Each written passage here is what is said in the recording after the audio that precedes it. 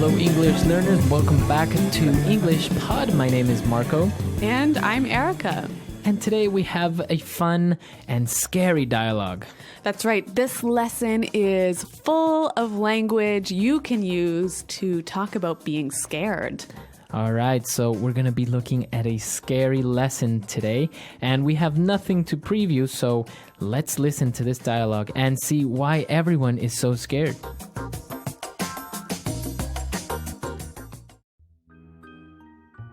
Eddie, why are we at this scary-looking mansion? It's like ultra spooky. I told you already, Shabby. The owner of the house says there's a ghost haunting his house, so we have to go in and investigate. I don't like this. Come on, guys, stop being such cowards. It's a mystery and an adventure. This place gives me the creeps. Seriously, guys, let's get out of here. I'm getting goosebumps just being here. Shabby is a scaredy cat. That laugh came from this room. Let's go and check it out.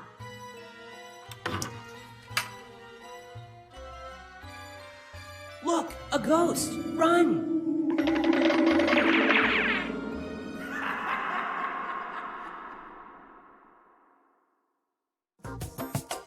Well, that sounds really scary, but actually it kind of reminds me of another TV show. Very similar to another TV show, but it's different. Okay, but some interesting language that you can use to talk about things that are scary. So why don't we look at that now in Language Takeaway? Language takeaway. So let's start with the very first line of our dialogue.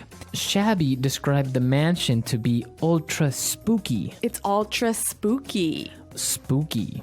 So, okay, we've got two interesting words here, ultra and spooky. Now, spooky is scary, right? It's a little bit scary. It maybe makes you feel a little bit uncomfortable, or maybe it makes you feel a little bit scared. Okay, so not very scared. Not super scared. But ultra spooky. So ultra is another way of saying super or very or really spooky. So if it's ultra spooky, then it's very scary. Okay. All right. So our next word, they said that in the house there is a ghost haunting the house.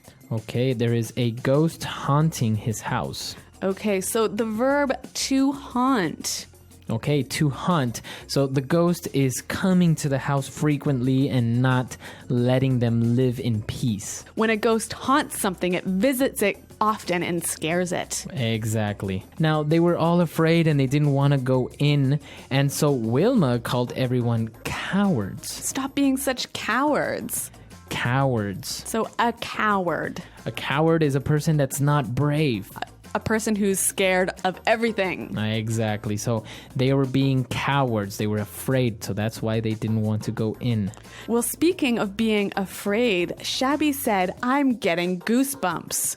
Goosebumps. To get goosebumps. All right, to get goosebumps. Now, goosebumps, it may sound a little bit strange, but it's very easy when you're scared or maybe you're cold. Mm-hmm. The skin on your arms or on your back, it gets a little bit bumpy. So your skin looks like chicken skin. Exactly, chicken skin. And that's actually how we call it in Spanish, chicken skin. But this is goosebumps, so I guess it's kind of similar. A goose? Yeah, same idea. Goosebumps. All right, and finally, Scruffy said, Shabby is a scaredy cat.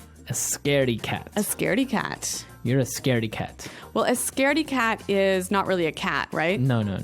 It's a person who is afraid of everything. Okay. Similar to a coward. But more informal. Much more informal. So somebody is a scaredy cat. And I think even a little bit more juvenile. As so adults, children use it. Yeah, as adults, you wouldn't say he's a scaredy cat. All right, great. So some interesting, scary language. I think we need to hear it one more time, slowed down in the dialogue. Eddie, why are we at this scary-looking mansion? It's like ultra spooky. I told you already, Shabby. The owner of the house says there's a ghost haunting his house, so we have to go in and investigate. I don't like this. Come on, guys, stop being such cowards. It's a mystery and an adventure.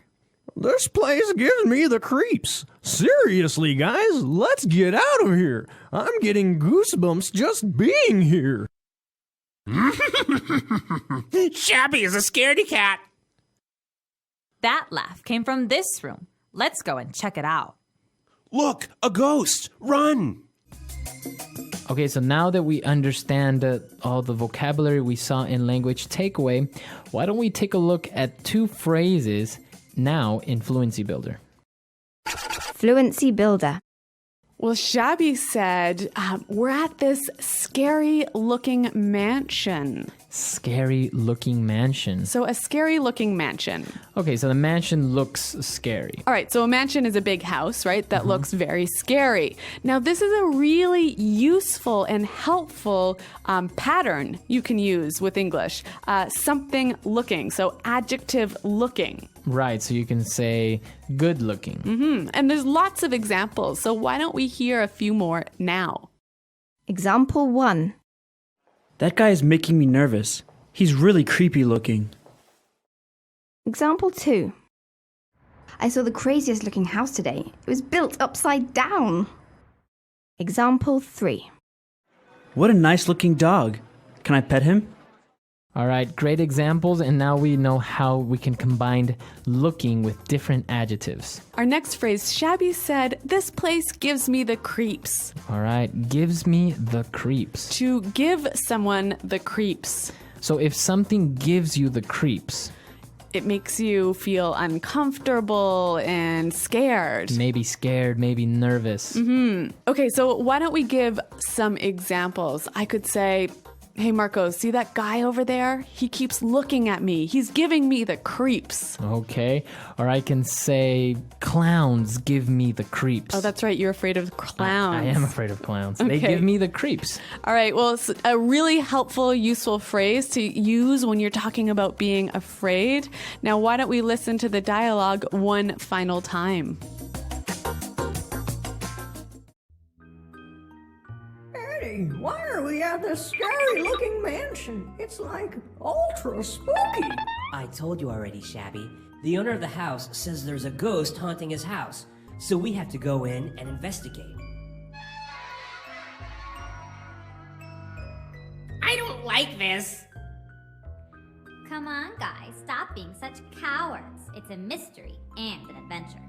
This place gives me the creeps. Seriously, guys, let's get out of here. I'm getting goosebumps just being here.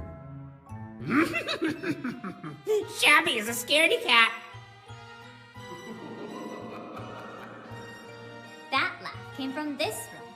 Let's go and check it out.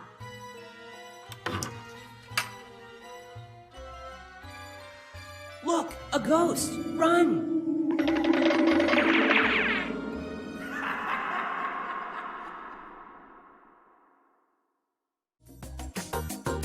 Okay, so an interesting dialogue about ghosts and haunted houses. So what do you think, Erica? Do you believe in ghosts? Have you ever seen a ghost? No, I totally do not believe in ghosts, but I understand that you disagree with me. Well, I've experienced strange things, but I don't know if it was a ghost or an alien. I don't know. It could have been anything. An alien. An invisible alien. Okay. So what happened? Well, once I was having dinner with my parents, and we had a table, and on top of the table there was a glass full of water. And all of a sudden it started to move across the table, and then it started to spin while it moved. So was there an earthquake or something happening? No, nothing. We were just, the only thing on the whole table that was moving was that, and we all just kind of stared at the glass moving, and we didn't know what to do. And then my mom started kind of giggling, a nervous laugh, and we really didn't know what happened. Now, I understand that in Latin America, people are more superstitious. They believe more in ghosts, right? Exactly. In Latin America, people are very superstitious. They believe in ghosts or in spirits, or we have a lot of urban legends about, like a leprechaun that lives under a bridge, or somebody's grandma that comes and haunts them or visits them at night and stuff like that. So yeah, Latin American people are very superstitious in this sense. Yeah, I think in Anglo countries, it's a little bit less common to say that you believe in ghosts. Like maybe inside you think ghosts are true, but you wouldn't really tell people that. Right. I think the difference would be that you have a different type of superstition. Like people are afraid of black cats. Right. Or the floor or the number 13. Yeah, or opening your umbrella in a house. Exactly. Yeah. So because they consider it to be bad luck, but not because something like a ghost or an alien is going to come out and eat them. So listeners, why don't you tell us what you think about ghosts? Are people superstitious in your country? Do they believe in ghosts? Come to our website, Englishpod.com, and let us know, and we'll see you guys there. Well, thanks for downloading, and goodbye. Bye.